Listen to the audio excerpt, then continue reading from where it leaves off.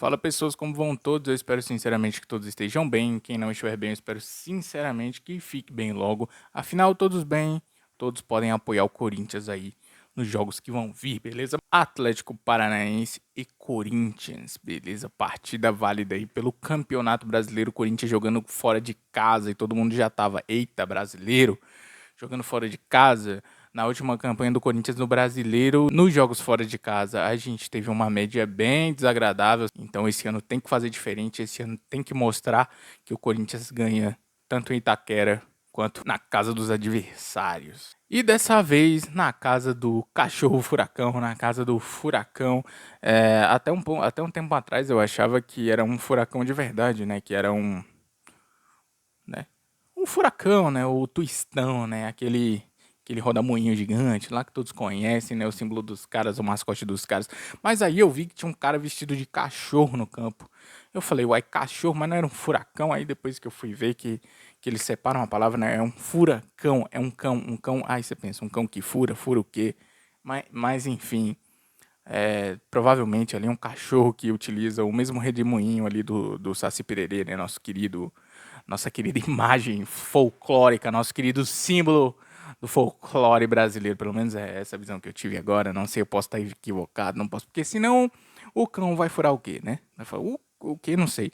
O que faltou pouco para ser furado foi a rede do Atlético Paranaense ontem, com o chute do Rodrigo Garro. O Rodrigo Garro ele vem melhorando muito. Todo mundo sabe da bendita condição do joelho do Rodrigo Garro. Todo mundo tá cansado de saber que o joelho dele é meio zoado. Uma situação parecida com a situação que fez aquele lance horrível lá com o Ronaldo que todo mundo lembra, só que não pode fazer cirurgia no cara, porque ele é um jogador caro, ele tem que ser posto para jogar, então utilizam a opção de tratativas mais conservadoras para não ter que passar a faca no joelho do cara e deixar ele um ano e pouco aí fora. Por mim passava a faca e deixava o cara eu sou assim, né, pessoal?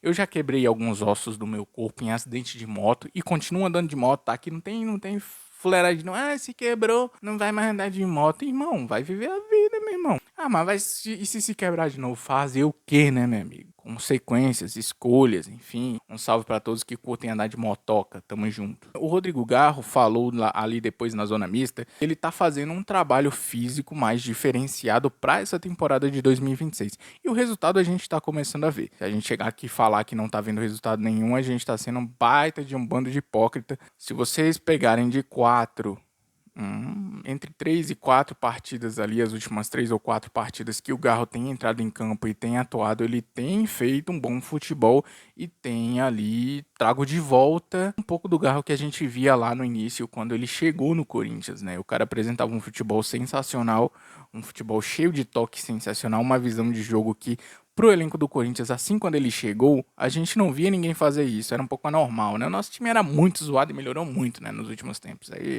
Isso aí a gente tem que admitir também. E o Galo tá ali fazendo o possível para voltar à sua condição ideal. Ele mesmo admite que não está ainda na sua condição ideal, mas ele quer buscar aí a melhor versão dele para apresentar em 2026. E a gente está vendo um Galo com muita vontade de jogar. Afinal, ele não está soberano na titularidade. A gente tem ali os fatores Bidon e André. A gente sente que o cara quer, a gente vê o cara jogando e agora ele, pô, acho que ele botou na cabeça dele, não. Vou fazer o que tiver que ser feito para me tornar titular de novo ou para brigar por essa titularidade, né? E ontem, meu amigo, além dos bons passes, além de boas jogadas que ele tentou construir ali naquele gramado horrível, já já a gente fala do gramado, ele fez um puta de um gol. Não foi só um gol, foi um golaço, um golaço. Pegou ali de fora da área.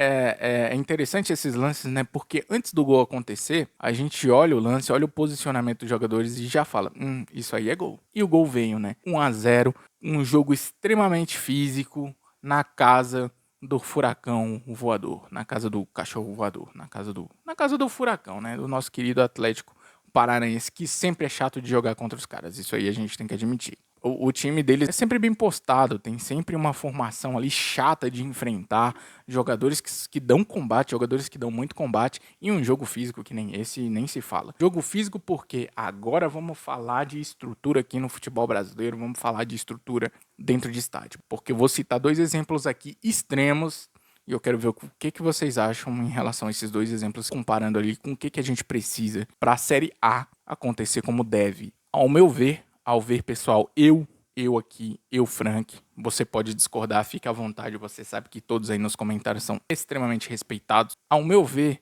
quando estamos na Série A, todos os estádios têm que ter campo com grama natural. Beleza? Natural, nada de sintético. Aí os palmeirenses com certeza já ficam todos oriçados, já ficam todos, mas você tá falando isso daí porque o seu time é rival do nosso, tomem no cu de vocês. Um time de Série A, cheio de grana, não conseguir ter grama natural, me desculpa aí, velho, não faz muito sentido pra mim. Faz sentido pra você mesmo que é torcedor da porcada aí, pra você, faz sentido pra você, o seu time, cheio da grana, ter campo sintético, society, pô, isso faz sentido pra você, porque pra mim não faz sentido nenhum. A partir do momento onde a gente tem um clube lá do norte, clube do Remo, subindo pra Série A, e os caras têm grama natural no estádio deles, porque o clube do Remo tem grama natural no estádio deles, e vocês não têm, e clubes da Série A não tem, clubes que já pertenciam à Série A e que estão se mantendo na Série A há anos, não tem uma grama natural, é ridículo, pô. O clube do Remo tava há quase 30 anos, há 20 e poucos anos, eu não sei dizer agora exatamente no momento, se é 22 ou 32 anos fora de uma Série A, e os caras mantinham a grama natural. Por que um Palmeiras da vida, um Atlético, não consegue manter? 2 a 3 anos atrás, o Palmeiras passou um período sem jogar dentro do Allianz, porque o gramado sintético deles estava uma merda, o society deles estava um lixo, já é um lixo por ser society. Eu vou usar o termo society mesmo, porque tem que tomar vergonha na cara. Esse negócio de time de Série A jogando na Série A, jogar em tapete, porra. Ou seja, você tem ali o clube do Remo, né, o time do Norte, que agora está na Série A, e possui uma grama natural antes mesmo de estar de volta inseridos ali na Série A. E a gente tem um time como o Palmeiras, que tem muito mais dinheiro, que se quisesse compraria uns 4, 5 clubes do Remo e não tem. Os caras simplesmente não tem. Como é o caso aí do Cachorro Voador, vou tirar isso. Atlético Paranaense, que tava horrível. O jogo ficou extremamente físico porque o sintético, tão desgastado, tão debilitado, não ajuda nem o time da própria casa a jogar, mano. Os próprios jogadores do Atlético, eu tenho certeza que sentem jogar naquele gramado, mano. Não tem condições. Não dá pra administrar um jogo tecnicamente. Eu concordo totalmente, inclusive, com a fala do Mateuzinho também na zona mista. Não dá pra administrar um jogo tecnicamente. O jogo tem que ser muito físico, do jogo de corpo, do jogo de ombro. 1 a 0 fisicamente, eu já venho batendo nessa tecla aqui. O Corinthians, ele tá um time com o físico, com a parte física muito boa comparado aí a 3 anos atrás, há 2 anos atrás. Esse time ele tá muito forte fisicamente, ele tá conseguindo se impor fisicamente de uma maneira mais constante, com mais minutagem, com gás, com mais minutagem, com mais ar. Isso faz total diferença, principalmente em um jogo onde a técnica não pode ser tão explorada por causa da situação do gramado sintético. Matheus Bidu continua sensacional, Mateuzinho continua sensacional, esses caras estão jogando muito. O Bidu, o Memphis comentou na entrevista do Romário, com o Romário, que ele tá fazendo um treino específico para analisar jogada enquanto ele tá com a posse de bola. Olha isso, cara, isso é muito interessante a gente ouvir uma informação dessa vinda do Memphis Depay, né? E a seleção tem problemas aí, né? A seleção brasileira tem problemas com laterais, né? Temos duas potências aí como laterais e, né? Mas a gente sabe que na seleção, infelizmente, as coisas são como são, né? Vocês sabem. Frank, Bidu é seleção pra mim, Bidu é seleção, tá? Concordo com várias pessoas que usam essa hashtag aí, Bidu é seleção. Sinto nesse momento o Bidu um pouco mais técnico. Se fosse para escolher um dos dois ali pra jogar na seleção assim, em cima da hora, mano, você vai entrar na Copa, eu optaria pelo Bidu nesse momento. Inclusive por causa desse jogo físico, né? Ocorreu aquela falta em cima do Gustavo Henrique, né?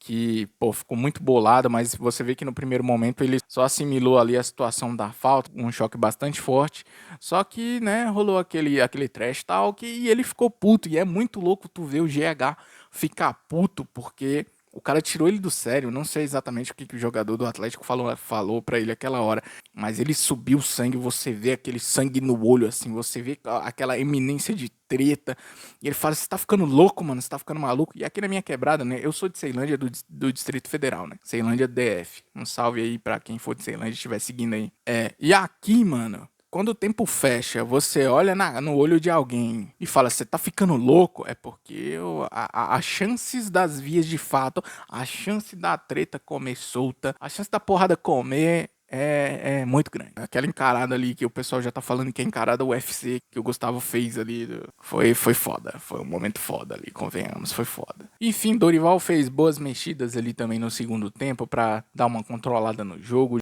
Quanto ao ataque ali, pessoal, a gente não tá tendo o Yuri Alberto devido à lesão. Vocês sabem muito bem disso. A gente não sabe quanto tempo o Yuri vai ficar de fora exatamente. Tem gente que já estipula 3 semanas, tem gente que falam que vão ser 2 meses inteiros. A gente sabe que o Yuri Alberto, ele, né, muita gente anda postando aí como se ele fosse um Wolverine nele. Ele se recupera muito rápido, de fato. Ele se recupera muito bem e costuma voltar muito bem de lesão. E a opção inicial no jogo foi o Vitinho. Eu tô com a massa que prefere que seja o Guinegão por ter características físicas um pouco mais parecidas com a do Yuri. Ele não tem a mesma velocidade, porém, o Guinegão tem uma parada que eu gosto, que é uma característica ali que a gente às vezes não vê, que é o oportunismo. Pode surgir um rebote, ele pode aproveitar isso e pode marcar gols. Eu iniciaria os jogos com o Guinegão em vez de Vitinho, beleza? Eu acho que eu já falei tudo que eu tinha pra falar, eu até enrolei, me distanciei um pouco do assunto do jogo.